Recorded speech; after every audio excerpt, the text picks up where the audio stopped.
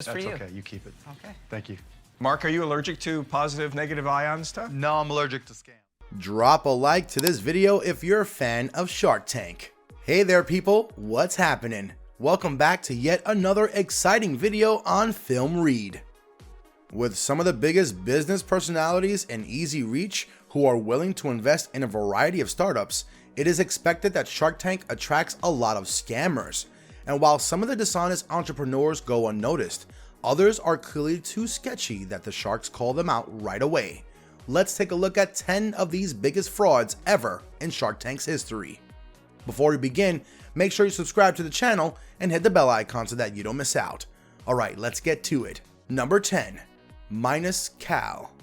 In season 11, business partners Barrett Jocks and Crom Carmichael pitched a sketchy weight loss product to the sharks, demanding $500,000 for 20% stake. Their snack bar Minus Cal claimed to reduce body weight and cholesterol by apparently targeting the absorption of fat during digestion. Cuban was quick to scrutinize the pair before proceeding, as their product involved direct health risks. But it seemed like the two didn't have sufficient knowledge to handle the questions thrown at them, and ended up contradicting their statements about the product. This speculation not only led all the sharks to disregard the pitch, but also defamed the duo and Minus Cal, as Mark labeled it a scam on national television. Number 9. Keto BHB. Featuring on the Shark Tank is a marketing stunt used by many entrepreneurs to advertise their products. Keto BHB is one of those items which never once appeared on the show, but nonetheless uses its fabrication as a selling point, as its tagline, "Real Shark Tank Pills," clearly suggests that it's a product invested by the sharks on the show. However, once this scam came into Mark Cuban's notice, he and other investors took it to Twitter to negate any sort of endorsement claims by this company at all.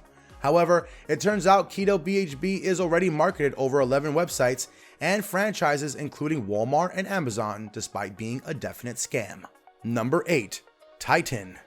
Titan is a gel-filled weight compression shirt that allegedly maximizes muscle usage during workout. However, when creator Patrick Whaley couldn't back up his pretty claims with logical explanations and vouched for his product by narrating his story using Titan for recovery after being shot in the chest, Cuban wasn't much impressed and instead demanded scientific explanation behind his creation. And while Patrick's story didn't really move Cuban, he still successfully struck a deal with Damon for $500,000 for a 20% stake instead of 5% originally. Number 7. Simple Life. Yuna Kim pitched her meditation app Simple Life to the sharks, seeking $600,000 for 5% stake in her company. But when guests Richard Branson and Damon slightly altered her offer of 20% stake and even went on to negotiate further to 15%, it was apparent that Yuna wouldn't budge from her demand, even the slightest, and hence wasn't really interested in any sort of investment from the sharks, but only wanted the publicity, which Mark Cuban quickly called her out for. Number 6. 5-Minute Furniture. Jared Joyce, creator of 5-Minute Furniture, was quick to impress the investors with his intelligent idea and presentation of his quick-to-assemble furniture pieces, and seemed confident about receiving $250,000 for 25% stake from the sharks, but got too carried away when inquired by Damon about his other inventions, to which Jared responded, "What you're saying is let's get married while I'm asking you to buy me a drink first." This smug response instantly set off the sharks, and Jarrett left the tank with nothing but a lesson to remember for life. Number 5. M. Taylor.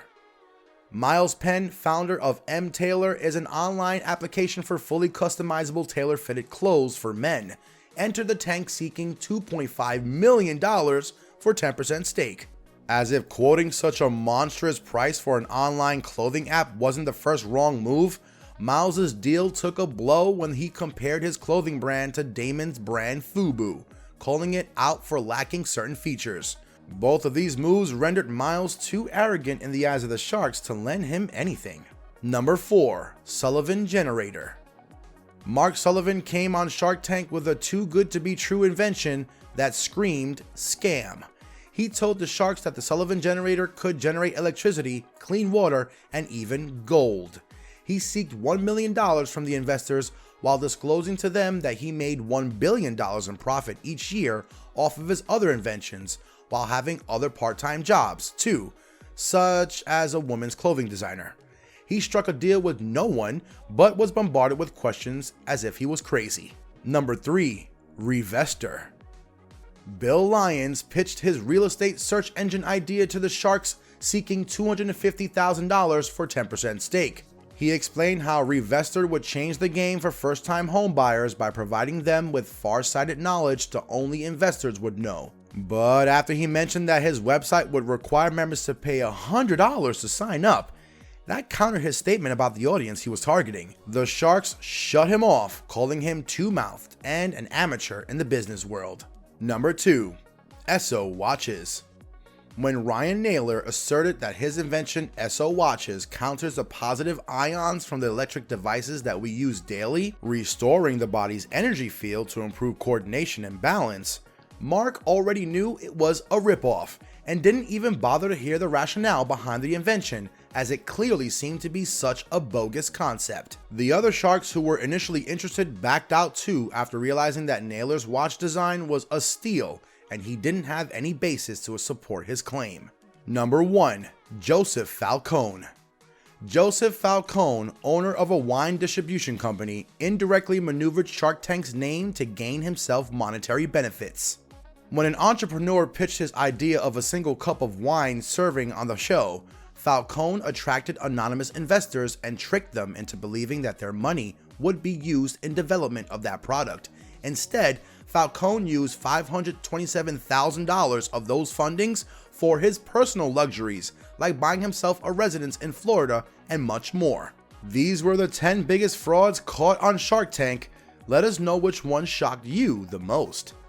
This brings us to the end of our video, and we hope you enjoyed it. If you did, then let us know by liking the video. Stick around for more amazing content, as we will be seeing you soon.